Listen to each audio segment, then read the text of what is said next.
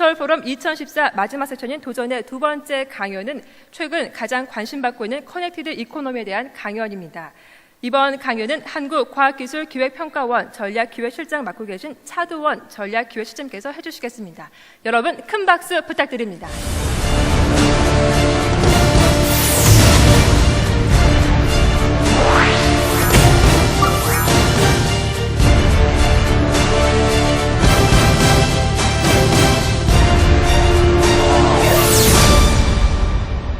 예, 반갑습니다. 차두원입니다. 인트로가 너무 길어가지고 언제 인사를 드려야 될지 제가 포인트 잘 못 찾았네요.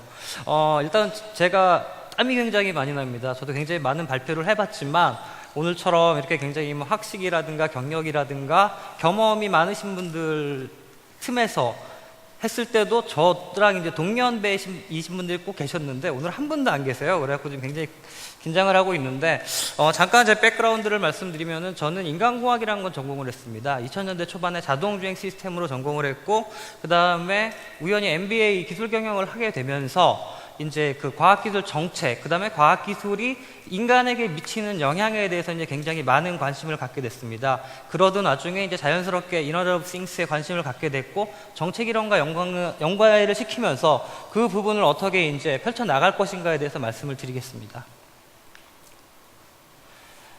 잘 아실 겁니다. 이 사물 인터넷이라는 게 흔히 MIT족이라고 저희가 뭐 말을 할 수 있을 것 같은데 뭐 거센필드라든가 그 다음에 이제 그 애쉬턴 두 분에 의해서 이제 사물 인터넷이 이제 이니시에이트 되고 이제 그분 두 분들을 기점으로 해서 이제 굉장히 지금 커다란 핫 이슈가 되고 있습니다. 오늘 아침에도 보니까 프랑스가 2025년까지 약 17조를 사물 인터넷에 이제 투자한다고 발표를 해서 굉장히 많은 분의 이제 관심을 받고 있는 걸 본 기사가 있는데요.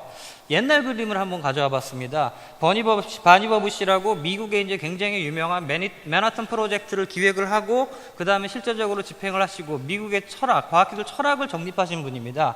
이분이 이제 하이퍼텍스트라는 개념을 처음으로 이제 도입을 했고요. 1945년도에 그 MEMX라고 메모리 익스텐더라는 휴먼 머신 인터페이스 시스템을 최초로 이제 제안을 하게 됩니다.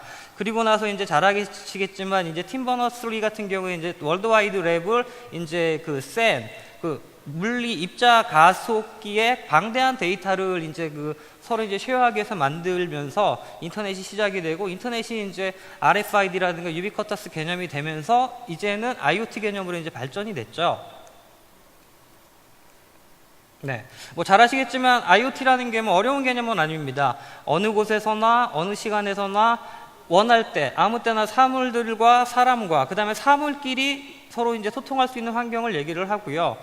이제 시스코에서 이제 만든 개념 같은 경우를 그림을 제가 좀 그려봤는데 기존에 이제 사람과 인터넷이 이제 커뮤니케이션 인터액션 하는 시스템에서 모든 사물들이 사물끼리 인터액션을 하면서 사람들이 필요하게 되는 정보라든가 어떤 사람의 행동을 대신할 수 있는 그런 굉장히 이제 광범위한 사람의 일이 굉장히 줄어드는 사람을 앞으로 뭘 해야 될지 모르겠지만 사람의 역할을 굉장히 대신하는 그런 환경으로 이제 접어들고 있습니다.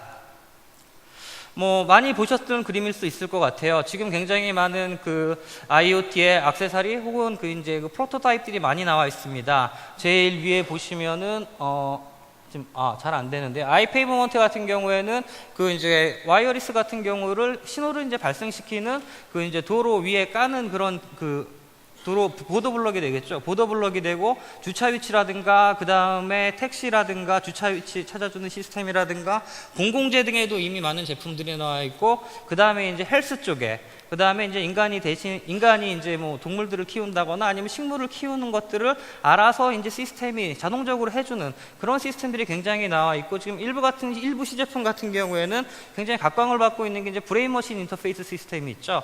뭐 쥐들끼리 서로 상호간에 이제 브레인 통신을 한다거나 이제 최후 궁극적으로는 인간의 뇌의 기억을 이식할 수 있는 시스템이 제가 보기에는 사물 인터넷의 궁극의 시스템이 아닌가 싶고요.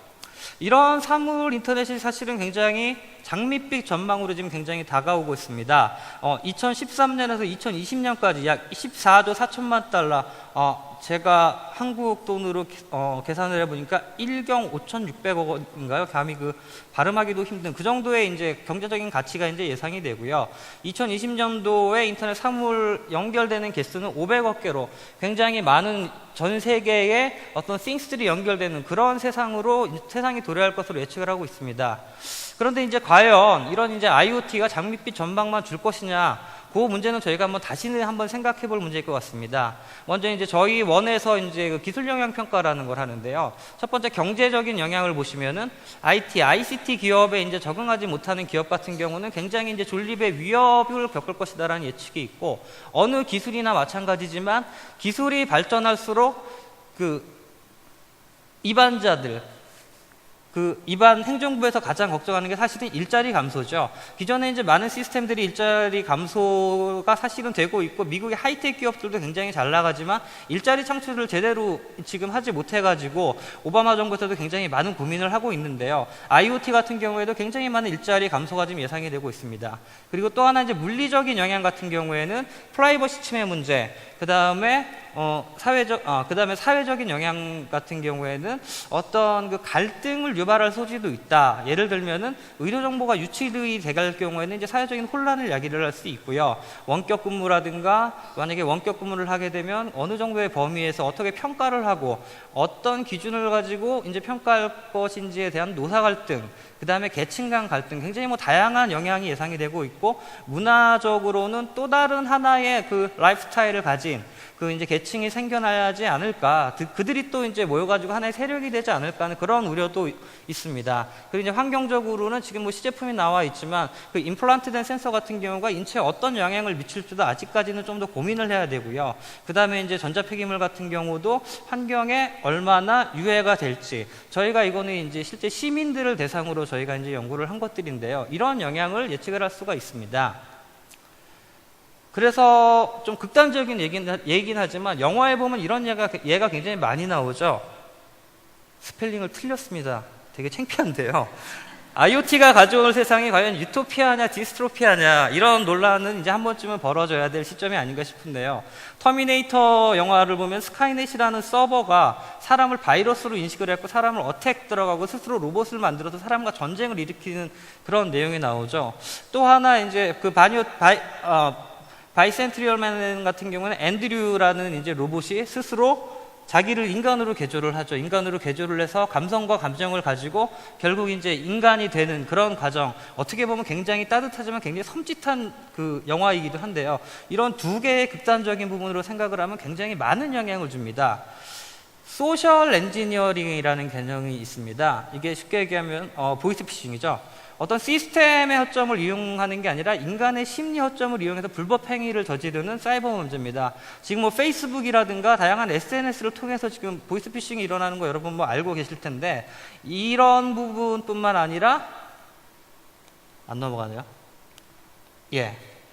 물리적인 어택까지도 인간에게 줄 수 있는 게 이제 IoT의 사물 인터넷의 하나의 좀 우려거리가 아닌가 싶습니다. 특히 뱅킹이라든가 전력이라든가 교통이라든가 이런 공공재 부분에 만약에 해킹이 일어나서 실제적으로 인간의 생활을 어택을 한다면 우리 사회에 얼마나 많은 혼란이 올까. 그 다음에 이제 많은 기사를 찾아봤을 때 굉장히 이제 우려가 되는 부분이, 우리 세월호 사고도 있었지만 특히 이제 사람의 건강 같은 경우를 자동적으로 컨트롤해주는 시스템 같은 경우에는 해킹이 들어가면 사람의 목숨을 바로 이제 컨트롤이라고 얘기할 수 있을지 모르겠지만 그런 부분이 있고, 위생통신이라든가 아니면은 트래픽 시그널 같은 부분 같은 경우에 어떻게 들어가면 굉장히 피지컬한 손상까지도 일으킬 수 있는 그런 가능성을 충분히 가지고 있죠. 실제적으로 포브스에서 제가 동영상을 하나 봤습니다. $20, 우리나라 돈은 한 2만 원짜리로 만든 보드입니다. 저 지금 손에 있는 게. 저 보드를 자동차에 이식을 했을 때 실제적으로 원격으로 자동차가 컨트롤이 가능하다는 거죠. 즉 운전자가 자동차를 자기의 의지대로 움직여야 되는데, 운전자가 턴을 했을 때 말을 듣지 않고 브레이크 발을 밟았을 때 말을 듣지 않고, 이런 시스템이 실제적으로 시연이 된 걸 보고 저기 이제 운전자는 굉장히 웃고 있지만 세이프티가 보장된 데서 이제 실험을 하고 웃고 있지만 이 보는 사람 같은 경우 굉장히 섬찟함을 느꼈거든요. 그리고 이제 실제로 발생했던 사고가 보안 카메라, 그 다음에 여러분 PC에 있는 캠 있지 않습니까? 그 캠을 통해서 사생활 침해하는 문제라든가 냉장고가 스팸 메일을 발송을 해서 이제 좀 그 인터넷을 오염시키는 이런 사고들이 실제로 일어나고 있습니다. 이런 부분뿐만 아니라 사회적인 영향도 있죠. 지금 뭐 립스킨 같은 경우에 굉장히 좀 흥미있는 책을 굉장히 많이 내시는 분인데, 이제 기술 혁신이 한계 비용을 제로에 가깝게 만들면서 그 자본주의 경제 시스템의 안티한 내용을 이제 얘기를 합니다.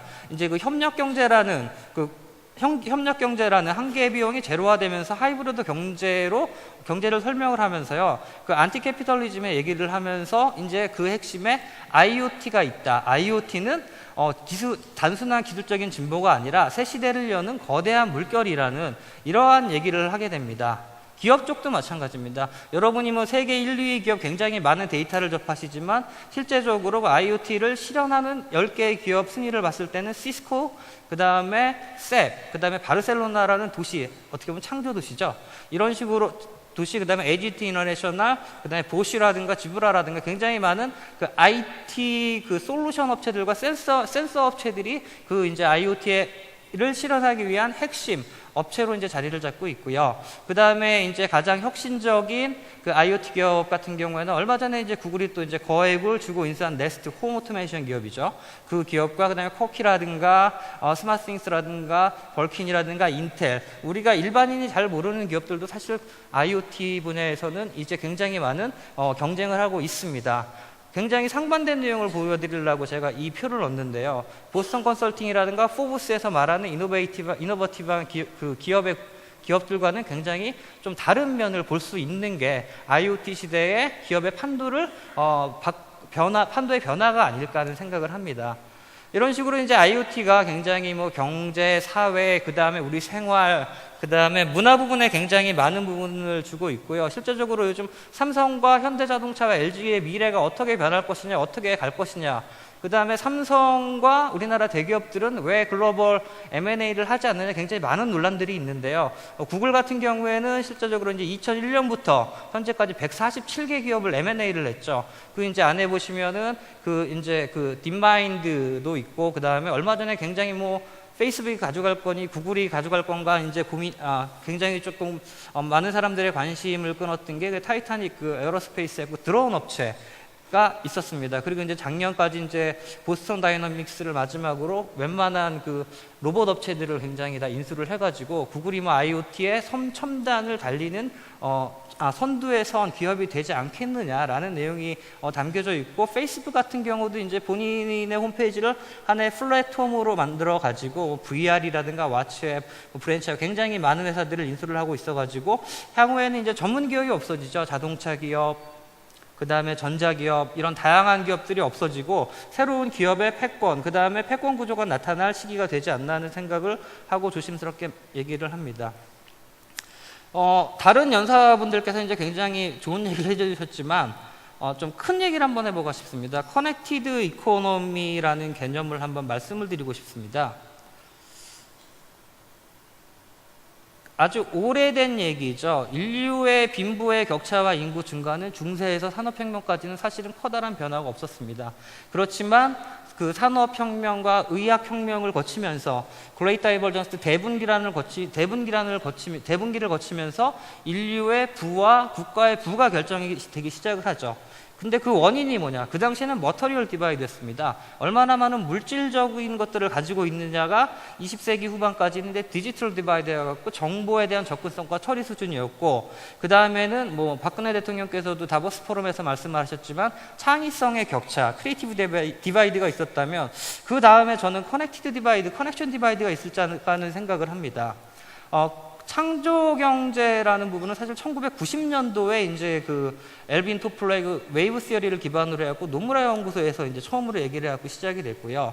뭐 논란은 굉장히 많습니다. 우리나라가 창조 경제에 대한 논란이 있듯이 영국에도 굉장히 창조 산업의 바운더리와 그 데피니션에 대한 논란이 있고, 미국 같은 경우도 미국 경제 시스템이 창조 경제로 가느냐, 아니면은 서비스 경제로 가느냐 이런 논란을 제가 송 교수님 계시지만 감히 한번 제가 그냥 남이 봤던 거 말씀을 드리고 싶은데요. 어쨌든 간에 정책 관점에서 경제 시스템은 창조 경제로 이제 많이 가고 있는 것 같고, 작년에 제가 책을 쓰면서 이제 고민을 했던 게 제너럴한 데피니션이었는데, 창조 경제 시스템은 정책적인 관점에서 창의성이라는 투입 요소를 강조를 하고, 그 정책 공간, 국가가 될 수도 있고 도시가 될 수도 있는데, 거기서 굉장히 가장 잘하고 세계화시키고 돈을 가장 빨리 벌고 일자리를 가장 잘 창출할 수 있는 분야를 가지고 아웃풋을 내는 그런 시스템으로 일반적으로 이제 정의를 한번 해봤습니다.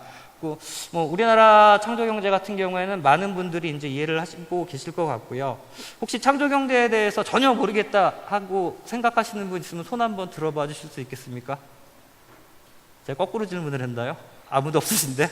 예, 어쨌든 간에 정부에서 지금 굉장히 이제 창조 경제 실현을 위해서 굉장히 많은 노력을 하고 있고, 그 개념은 조금 지켜봐야겠지만, 어쨌든 우리나라 창조 경제라는 게 외국과는 굉장히 다르다. 창조의 개념, 클래스, 범위, 그 다음에 전담부처 측면에서 굉장히 달라가지고 굉장히 해외에서도 많은 연락이 옵니다. 한국의 창조 경제가 어떻게 될지 등에 대해서 이제 많은 관심을 가지고 있고요.